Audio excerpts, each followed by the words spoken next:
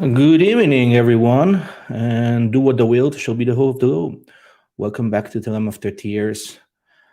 1 month has passed since our last live.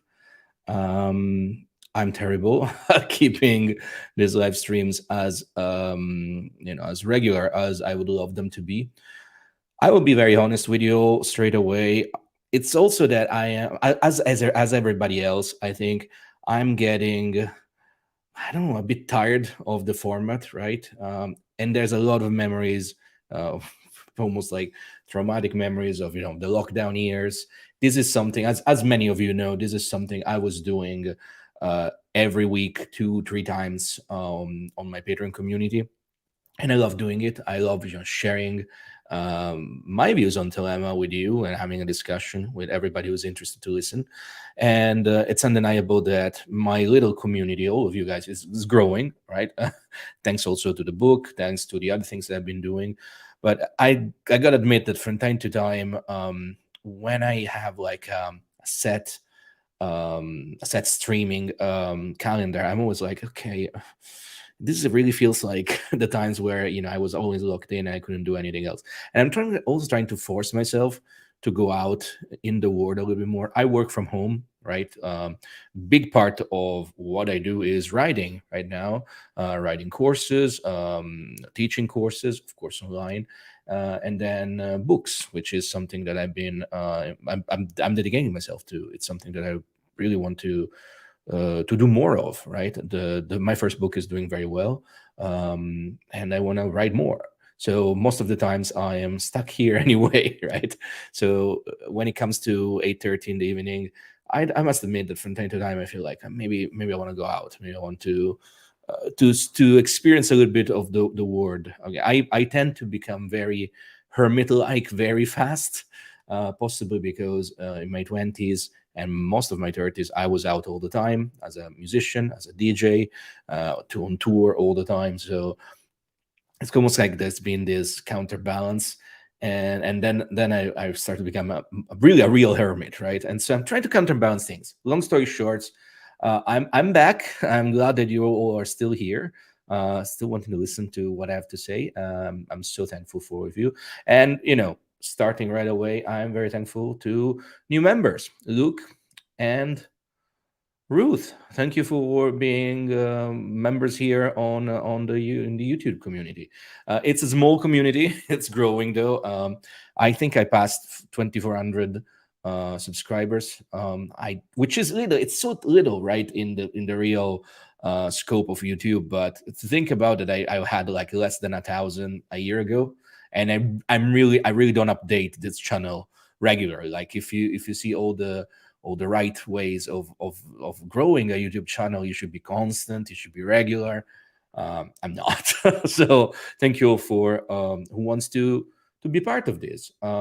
So also, I think that um, you should be able to listen to me pretty much in real life. Real life, like I tweak the settings here and there, and it seems like now I should be able to see your comments right away. And Yeah, actually, it works. Fantastic. Please smash that like button. Thank you, Valentina. Exactly. Valentina is asking right away, where is the link to join the YouTube community? So yes, when you subscribe to the channel, you just subscribe it, right? Like it's a free thing. If you want to support me for 99 cents a month, so I think it's pretty affordable. I'm not gonna create tiers. It's gonna be like simple. Like if you want to support what I do here on YouTube, there should be a link somewhere down there, right? It's definitely there if you go on my channel page, and I'm definitely gonna put a comment there, like a pinned comment where you can actually click on it and join. Thank you for your interest. I really appreciate that. Um, we have some ground to cover tonight. As you might have noticed, this was originally supposed to be on the Illuminati. Corey, one of the members of the community here, asked about my take on the Illuminati, and so we're gonna try and cover that. Originally, it was supposed to be out like a month ago, Then things happened, as I said. Then I planned it to happen on the day of King Charles III coronation, because I was thinking, maybe it's a bit of a little tongue-in-cheek joke there. We're gonna cover it today. Also, we're also gonna have we're gonna remember Kenneth Anger. Kenneth Anger, fantastic person, fantastic artist, a pioneer that died. In fact, he died on May 11th, but like his estate announced it only now, like literally an hour ago. So I went back, I reviewed all the graphics, and we're gonna have a little memorial about him. But not before. I'm gonna teach you. There you go. Thank you, Valentina. Welcome to the membership of the channel. I appreciate that. Thank you very much. Before that, let me tell you what I'm going to do in the coming. What is that? Brand banners. Yes, I should do this. Before that, before starting to delve into the two topics that we're gonna cover tonight, just a bit of remember of what I do outside of YouTube. My Magic Without Tears course started. Had a fantastic first session. Pretty much like the best first session that I had in a long time of anything I do. So yes, it's great. I am loving it. It's going to be the last live cohort. If you're interested into my, this is basically it's my beginners to intermediate course. If you want to do it live with me, teaching you step by step, having like a live session every week, this is it. Once this is done, it's done. I think I will have enough material to re-edit the videos, and then it will live on my website as study at your own pace kind of material. The same goes for my other course that I'm running as well. It's called Thought Arrow Magic. We are now 15 weeks in. We covered a lot of ground on this one, and I would say that if you're curious about the Thought Tarot, or how you can use it magically, and how to use pathworking to enter each card and experience each card directly, this might be the best thing for you. And yeah, we're gonna finish in July the live sessions, but again, all the recordings are available. You might be interesting to join for the last ones if you want to be part of the live session. I gotta say, I see some of you who are part of the course in the comments. A lot of those who are taking the course right now, they keep telling me that whenever I'm done, I should maybe do another live cohort, because the live versions are better than the recording versions. I don't know. In Magic, in Thelema, we apply scientific illuminism. We try and test and see what works. I gotta say that I personally think that the live versions are stronger. But again, it's interesting to see that other people thought it as well. What else am I doing? A lot more things. This is coming up next Monday, actually. If you're here in London, pop up at Elgis in Hackney and come and say hi and learn a little bit about sigil seals and talismans. This is it. Last year I ran several of these workshops at Elgis. This year a little bit less, just because I'm very busy. Also trying to organize my next book, which I'll talk about you in due time. But yes, if you're in London, if you're curious, if you want to just hang out and have some beers afterwards, or coffees if you don't drink beers, or cocktails if that's your poison of choice, well, come and say hi. A lot of you ask me, is this going to be live? No, this is not live stream. This is only in person here in London. However, this class will be part of my Magic Without Tears course. So if you sign up to that, you'll get this class as well. And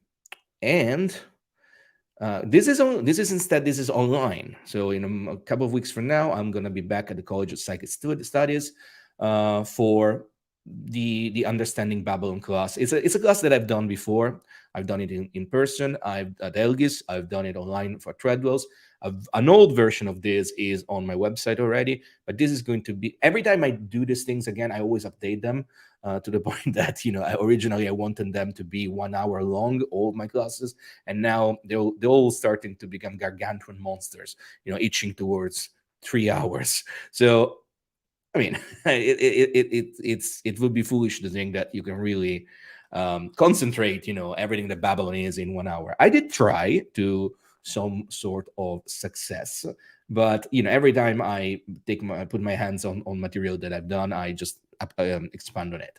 So this will be the most updated version of the whole class. So again, if you're curious about it, this is on. You just have to go directly on the website of the there you go of the College of the Psychic Studies, which is collegeofpsychicstudies.co.uk. All right, this is it. I've told you everything I had to tell you, and I've done my the part of the good the good streamer that market himself. I'm terrible at that.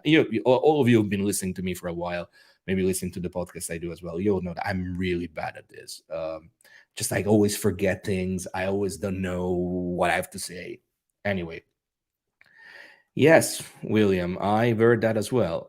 Tina Turner passed away. Passed as well. It's really, really sad. The reality there is that for everybody who's my age and older, we just have to deal with the fact that the inevitability of life.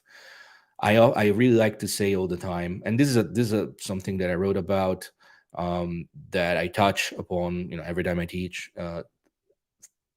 We incarnate to die. Like this is why we come here.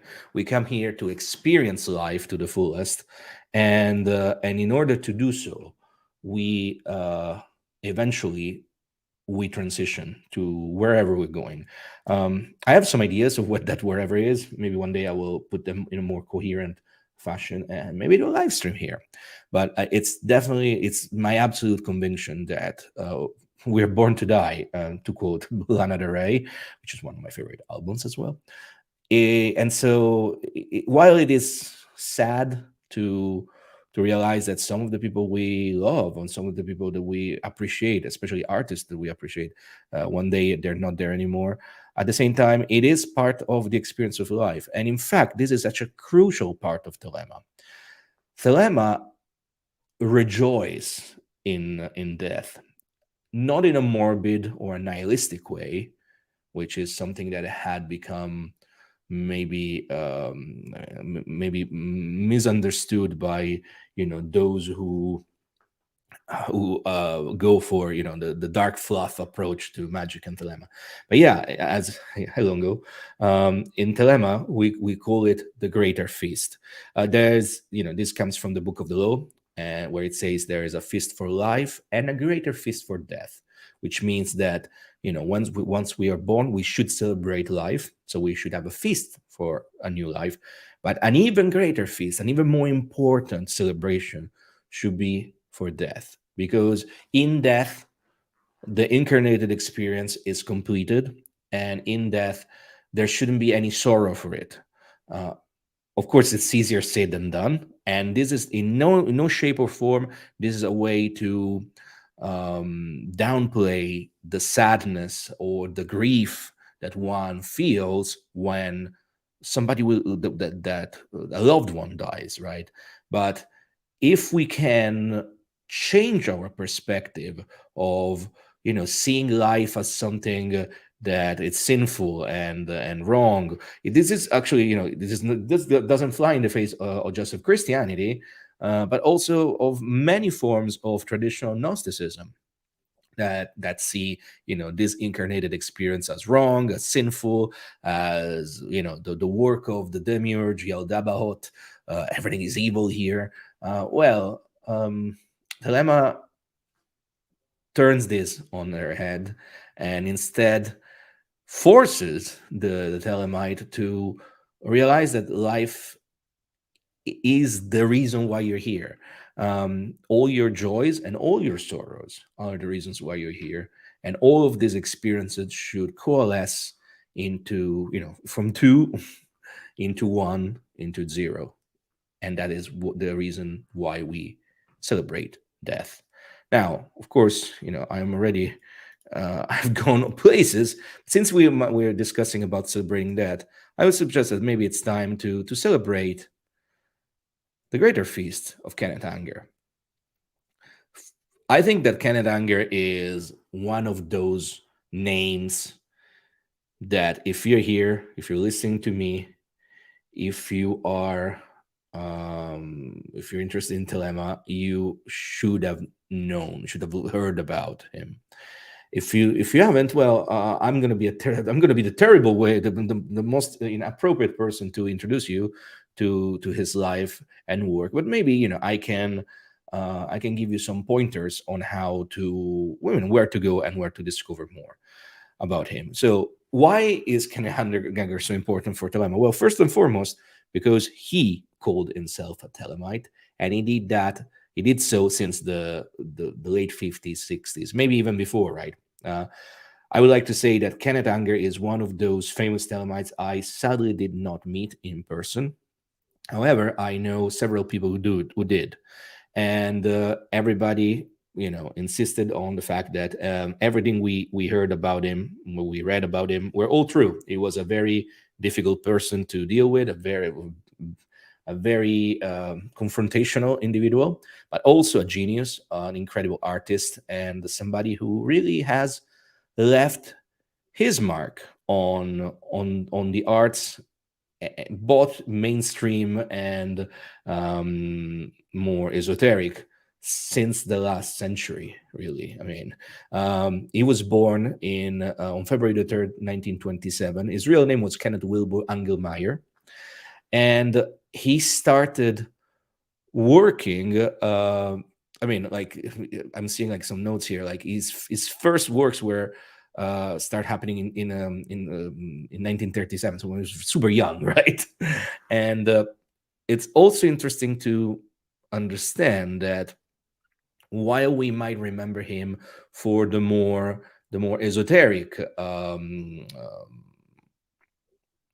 movies like Lucifer Rising, like Inauguration of the Pleasure Dome. We'll see a slide later, like the famous one where Marjorie Cameron, like Parsons' ex-wife, and one of the most influential modern Thelemites, was starring in. The reality is that Kenneth Anger was so important also because he was one of the first to introduce homoerotic narratives and stories on film. And remember that this was the time where in the United States it was still illegal to be in an homosexual relationship. He did go to court and he was acquitted. So, but he really had like the guts to just be unashamedly himself. This is him when he was young. You can see a very, very striking character. And this is Scorpio Rising, another very famous. This was one of those movies where it mixed a little bit of esoteric influences with the homoerotic narrative, and again, absolutely incredible movie. Somebody's saying in the chat it's very strange movies. Absolutely, he was an avant-garde. It was a surrealist, right? It was really somebody mixing together a little elements of erotica, elements of documentary style movie, psychodrama, right? It's they're really not your normal movie, right? Don't expect, if you never saw any of those, don't expect to sit down and have a coherent narrative structure or anything like that. He was a visionary, and his movies really represent that. That's it. Inauguration of the Pleasure Dome. This is Marjorie Cameron. I would suggest that if you never watched anything by him and you want to start with something, maybe you should start with Inauguration of the Pleasure Dome, because this is the movie where the thelemic elements are more clear. And Marjorie Cameron's, or should say Cameron really, performance is incredible. Cameron really saw herself as the avatar, the embodiment of Babylon. And I think she might have been right. Honestly, when you see those scenes, there's something about it. There's something about it. This is him, few like last year. As you can see, he was an incredibly beautifully strange character till the very end. He was a member of Ordo Templariensis, OTO. However, he was the only person, the only living person that the current leadership of OTO, which, as you know, I'm not very friendly with or supportive of, the only living member that was recognized as an 11th degree. I might do a class live stream here about the degrees of OTO, what they really mean, and why the 11th degree it's a bit of a problem for the current leadership of the OTO. But he was recognized as an 11th degree. Also, I know from several, for at least two people that I will not name the names, but you know who you are, that were there at the time when he was given all the rituals of OTO in one night here. I think it was here in London. I might be mistaken. I should ask those two persons that were there that night, and they told me it was definitely an interesting night, right? Because again, imagine somebody who survived the 60s and the 70s, so the psychedelia, the sex, the extreme hedonism, just wanting all of that and a little bit more on top with magic. So it was the stories I've told are definitely interesting, and I hope that the people who were there, which are quite advanced in their age right now as well, might want to write something about that. Right, it would be nice to keep those memories going. um, this is the photo that I decided to use for the for the thumbnail, and it's just like, I mean, incredible character, right? One thing that you might want to fully understand why it's so important. He wrote this book in the 50s. I think it was. Let me see if I do have like the something. I don't remember because I should have the things here. No, no, no, no, I don't see. Let's say, I mean, Hollywood Babylon came out, let's say 50s, 60s, and at that time he was already been working in Hollywood for a long time, and this was a book of gossips, right? This book has been heavily contested. A lot of people already back then say that he was making things up, or that things were completely taken out of context. However, this can give you the idea that we have this incredibly strange and liminal character that is a self professed Thelemite that calls himself Lucifer, and at the same time, he was rubbing shoulders with the rich and the powerful and the famous in Hollywood, and he knew all of them. He was part of that, the clique. And I don't think we ever had it again, right?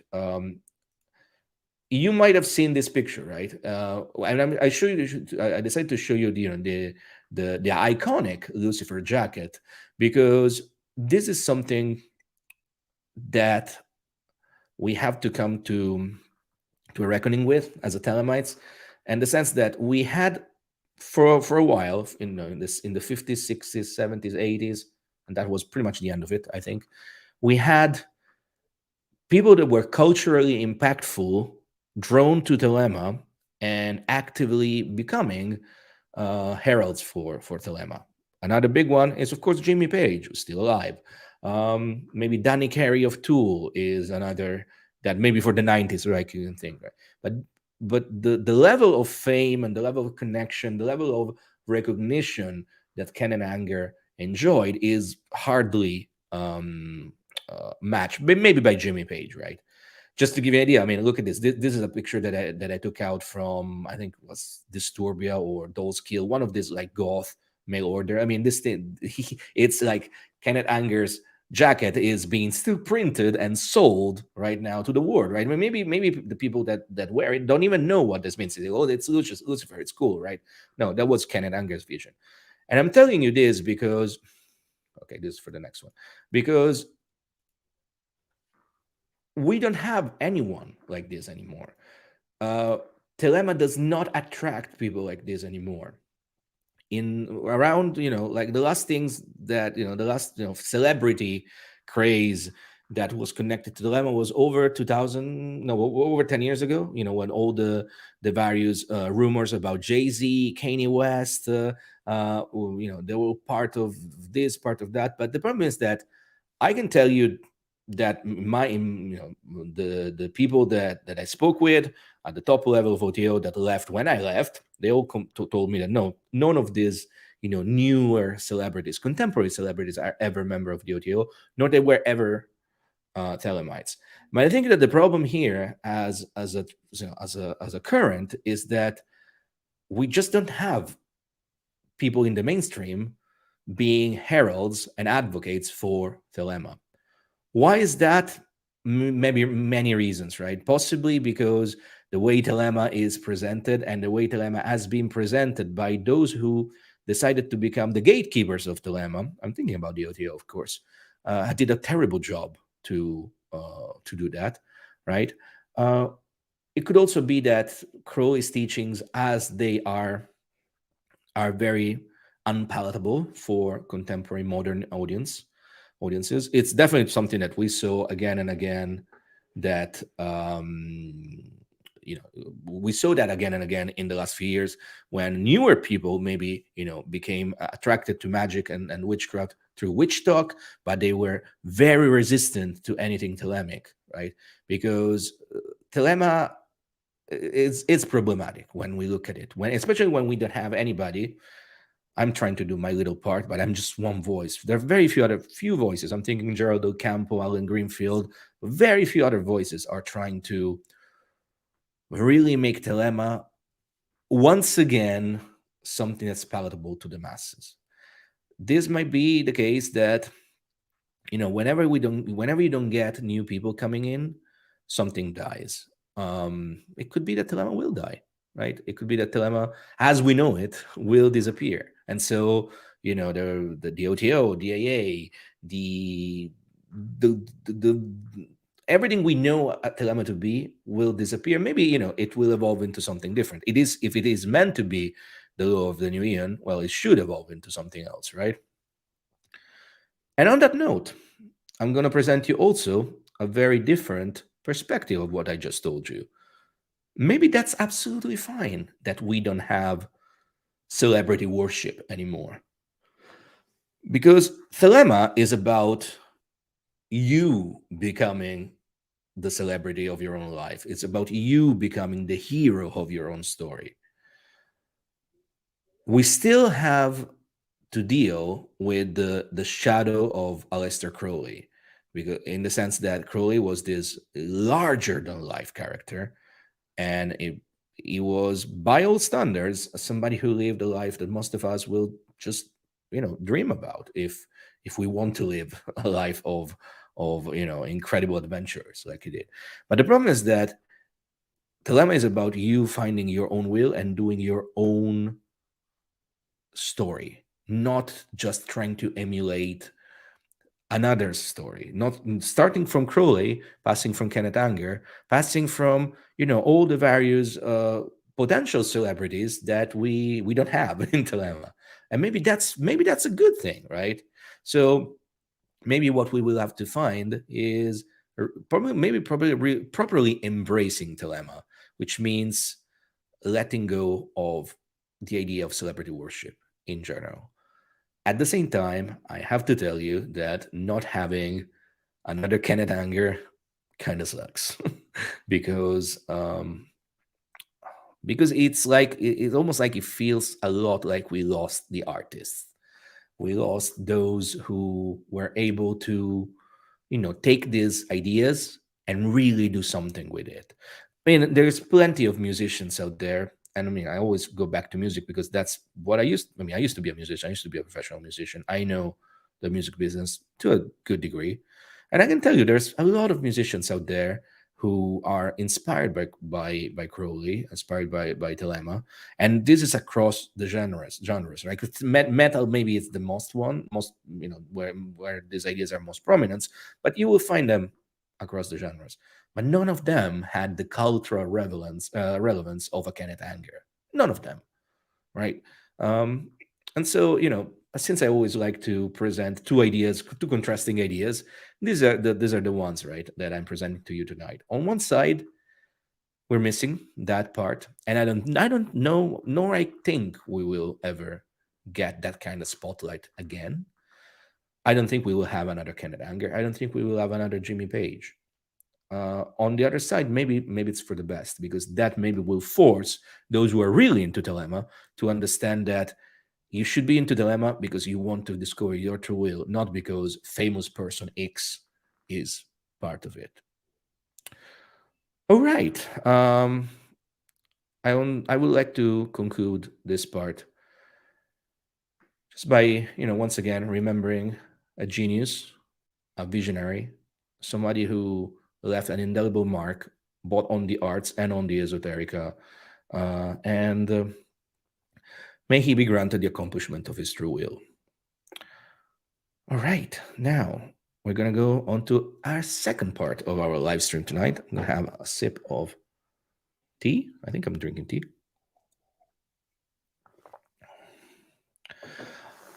As usual, if you want to ask any questions, you got the chat, and please do. Now, on to part number 2 of our. There we go. Number 2 of our little chat for tonight. Now let me put it like this because it's better. Yes. So somebody asked me, Corey asked me, if I could say anything about the Illuminati, like who were the real Illuminati. And I guess this is the tie with Thelema, is that if you read the founding documents of Ordo Templi Orientis, amongst the various claims, there's also one claim that says that the Ordo Templi Orientis is the new incarnation of the Order of the Illuminati. Of course, this name became very popular in the last 20 years, maybe 30 years now.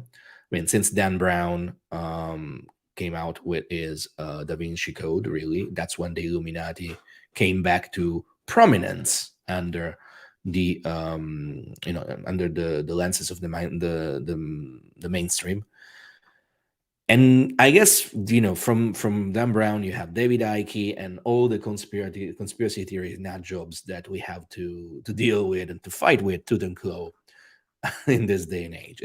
I'm thinking especially one insane madman from Italy called Leo Zagami, who wrote several books called titles Confessions of an Illuminati Master or something like that.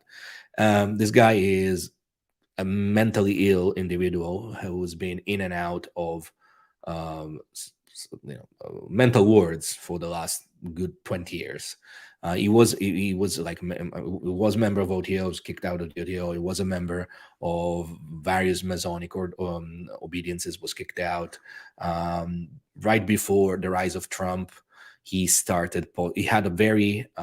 He was very good at updating YouTube very regularly, and we're talking about 10 years ago, so before YouTube really exploded. And he was basically, I guess, that was took down because he was trying to pretty much organize an insurrection in Italy. And then, his message was the message that most people is very familiar with, and that is that the Illuminati are this evil cabal of ultra elites who control the world, right? And I would like to. Oh yes, correct. Right. There's another one. Robert Shee and Robert Anton Wilson, the Illuminatus trilogy. I always forget about them when I speak about the Illuminati, because in many ways, they were they were the good people, right? And I think you're absolutely right, Nizar. You're absolutely 100% right. I think they're the ones that really put down that first spark of idea of this like evil cabal. Of course, if you read the Illuminati's trilogy, it's a super fun story and novel. It didn't completely age well on certain themes, but what doesn't age well, right? And then Yeah, they were. But I would also say that if you understand who they were, that is, they were Discordians. They were, pro. They were really had a vision of trying to to prank the world in a positive to generate positive reaction. And of course that doesn't happen, right? Whenever you're not very clear about your ideas with the rest of humanity, the rest of humanity will take the worst take and run with it. So long story short, who were exactly the Illuminati? Here you can see one of the earliest pamphlets that advertised the foundation of this order. The order was found in the 70 in on the 1st of May 1776. 1st of May, interesting day. It's Beltane, right? It's one of those 8 Sabbaths, eight parts of the year, 8 days of the year that belong to the wheel of the year, and it's in 1776 in Bavaria, which is a region of today's Germany.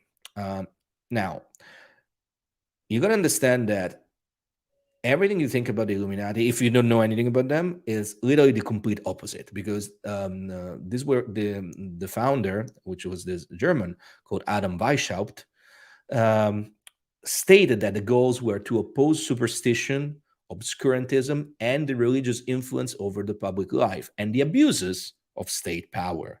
So pretty much the opposite of what the Illuminati eventually became famous for, starting, with she and Robert Anton Wilson, and then going to Dan Brown, and then going on to all the crazies that we sadly know about. Now, here you have Adam Weishaupt, very distinguished gentleman. The interesting part about this, the way they approached it, the Weishaupt approached this, is that, remember that at the time, this was also the moment where Freemasonry was starting to become something very popular with the rich and famous. Freemasonry was the playground of kings, dukes, princes, etc. So Weishaupt's idea to gather membership was to infiltrate Freemasonry and pretty much like steal members from Masonic lodges and bring them into into the order of the Illuminati, so that you would have these rich and famous people working for social justice, pretty much. Okay, it's pretty crazy, right? Because it's pretty like kind of the absolute opposite of what the Illuminati are known about. One of the most effective recruiters in this in this attempted expansion was Adolf Freiherr Knigge, which you see here, another very distinguished gentleman. And basically, this was a very influential person. He was somebody who was incredibly invested in Freemasonry, somebody who had power, had influence, had money, and somebody who was really believing that you could find in Freemasonry the true secrets of the universe. However, as some of you who study Freemasonry or maybe have heard me speaking about before, that's a promise that Freemasonry does, and it kind of never delivers, because Freemasonry really is a system of morality. It's allegories, it's symbols, right? There's very little practical. There's almost no magic at all, especially not in the regular forms of Freemasonry. You only find it to a degree in the irregular expressions of Freemasonry, like the Rite of Memphis Mizraim. So Knigge was always on a quest to find the real deal, and Weishaupt really was pretty much like stringing him along, promising him that in the higher degrees and of the Illuminati order, he would find what he was looking. And for several years, till the 1780s, really, it kind of worked, because Knigge was recruiting like crazy, right? And then, things came to an end in 1782 by the 1780s, because in the end Knigge realized that, yeah, there was nothing there. These higher degrees that Weishaupt was promising him was never even written. This is this is something that actually is something you'll find also in many orders that are still operating today, right? They're so, I mean, I'm not going to name anything in particular. Maybe if you have questions, if you want to have specific questions, I might be able to answer some specific questions. But in general, a lot of the orders that promise you incredible experiences, especially at the higher degrees, I would say that 7 times out of 10, nothing is written. It's and nothing has ever been written, right? Example, the OTO. See, I would say I was not going to name anything, but I always, if I can pile up on the OTO, I will. The OTO didn't have a complete set of degrees when Crowley died. We have all the degrees that go from Minerval 0, which, by the way, Minerval was a degree inspired by the Minerval degree of the Illuminati, till Perfect Initiate. Then you have the 5th, 6th, and 7th degree, which are literally the 18th, the 30th, and the 33rd degree of Ancient and Accepted Scottish Rite, which with some very interesting Thelemic twist in it. And then everything else was never written, and it's been kind of rewritten by the current leadership. At times, like in the case of the KAW, Knight of the East and West degree, completely disregarding Crowley's notes and just making shit up as they go. So somebody's asking, it is the AA? No, it is not the AA. It is the ODO. However, if you're curious about rituals of the AA and how certain lineages have done exactly what I told you right now, making shit up as they go, stay tuned, because I am, as soon as I can, I finish a couple of things, I will be publishing, possibly on Medium, a long form article about exactly this topic, co-written with Peter Levenda, which I was able to convince him to lend me his amazing writing skills to this project. Point being is that, remember all the time I tell you, it's pointless to join orders. Don't get fooled. That's not where true gnosis is. It's mostly is, how do you say, make believe. That's exactly it. This is Adam Weishaupt, Death Mask, just because why not? It's interesting, a little bit of I don't know, it's a bit creepy. I like it. Now, I shared this thing with you before. This is not about the Illuminati, right? This is a Leotaxil hoax. We're now in the 1870s, 100 years later. Why I'm sharing this pamphlet with you again? Because a lot of the ideas you might have about the Illuminati are actually Leotaxil's hoax about the Palladian Order. The Palladian Order was something that never existed, right? If you know what the Leotaxil hoax is, so Leotaxil was this Frenchman who had let's say a dog, a bone to pick. Can I say that in English? I think I can. With the Catholic Church, and so devised a very complex way of making fun at the highest level of the Catholic Church, and that is that he knew that the Catholic Church was against everything, against secret orders, especially against Freemasonry, which at this point in time became even more prominent. And so he started writing a series of pamphlets, which Le Mystère de la Franc-Maçonnerie dévoilé is one of them, that pretty much inferred that all the Masonic orders were actually front for the true Masonic order called the Palladian Order. And this Palladian Order was basically, how do you say, a satanic, Masonic group of of degenerates who were the ones running the real deal, right? They were the ones really running the war pretty much. And he also said things like, let me see, this was Leo Taxil, by the way. That actually wasn't his real name. I never remember. His real name was Marie Joseph Gabriel Antoine Jogan Paget. My French is terrible. Paget, Paget, Paget, I think. But he was known as Leo Taxil. And okay, sorry, this is okay. This is something else. So yeah, back to that. So basically, the idea that the Palladian order was,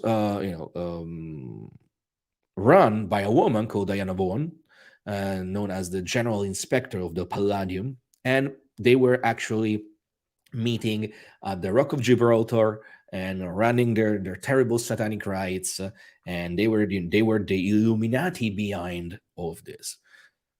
Everything or everything the mass media know about the Illuminati actually refers to the Palladian order, and so to the Taxil hoax.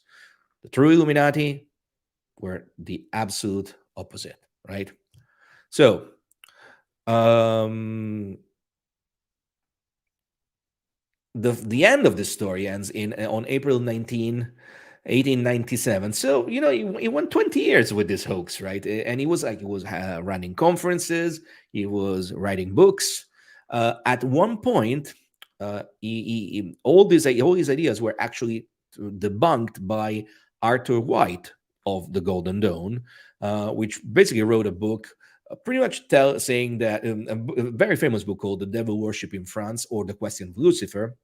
In second chapter was called The Mask of Misery, and White completely debunked it because, like, there was no evidence of this palladium outside of Leo Taxil's hoax and Leo Taxil's ideas. Still, everybody was believing it because, I guess, I mean, look what happened in the last few years with us, right? People really like to believe that there is an evil that we can fight. The humanity kind of missed the point completely on that one. Anyway, all of this comes to an end April 19, 1897, when Letaxil calls a conference in which he claimed he would introduce Diana Vaughan, the order's leaders, to the press. At the press conference, instead, he announced that his revelation about the Freemasons were all fictitious, and he thanked the Catholic clergy for their assistance in giving him publicity to his wild claims. So, a 20 tops year old hoax about the evil of the pandemic. I see somebody saying, "Oh yeah, it's a hoax like the pandemic." The pandemic was not a hoax. The pandemic is real. If you think you're a hoax, the pandemic was a hoax, you're an idiot, and you're going to get out. Bye. I'm sorry. I'm gonna have no.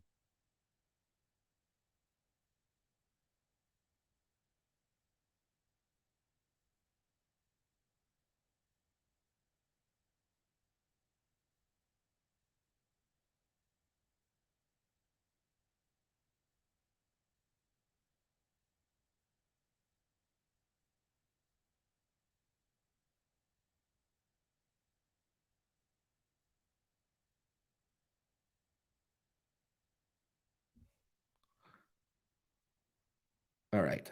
Um, can you hear me now? Well, that's what happened.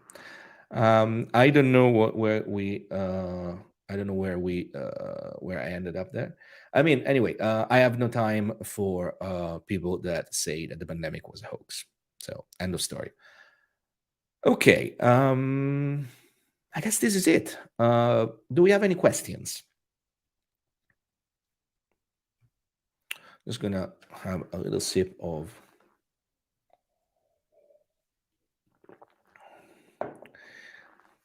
If there's any questions on the Illumina, on the Bavarian Illuminati, on I mean, on Kenneth Anger, or on the Leo Taxil hoax, let me know. But I guess I really touched on all the points I wanted to touch tonight, right? Fantastic. It seems like there's no questions. Just going to, in the meantime, checking a couple of things. Okay. It doesn't seem like we have any question whatsoever.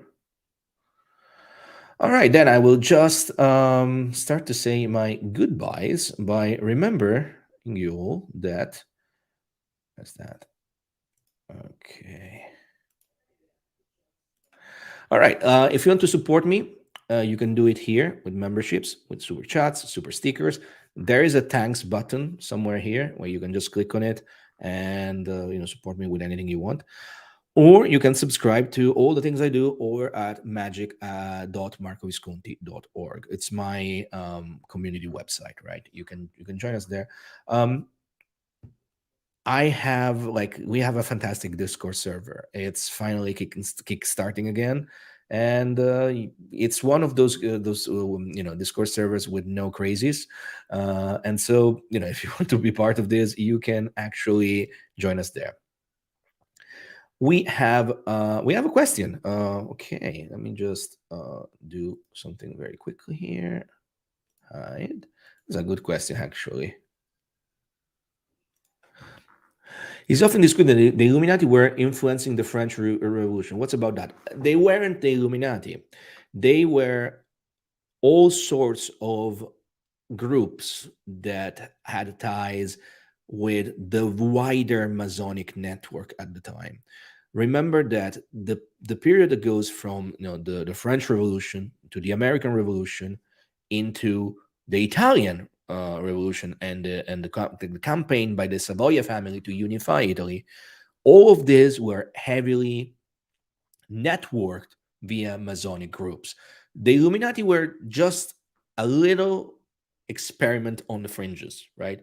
It is much more it is actually true that you had straight up Masonry acting as an underground for all of those who were trying to subvert the oppressive state of all the various absolute monarchies we had at the time, to the point that in Italy, two of the people we consider founding fathers of the Italian state, which, by the way, it's a very complex thing to say, because the Italian state I feel like it's been a failed experiment.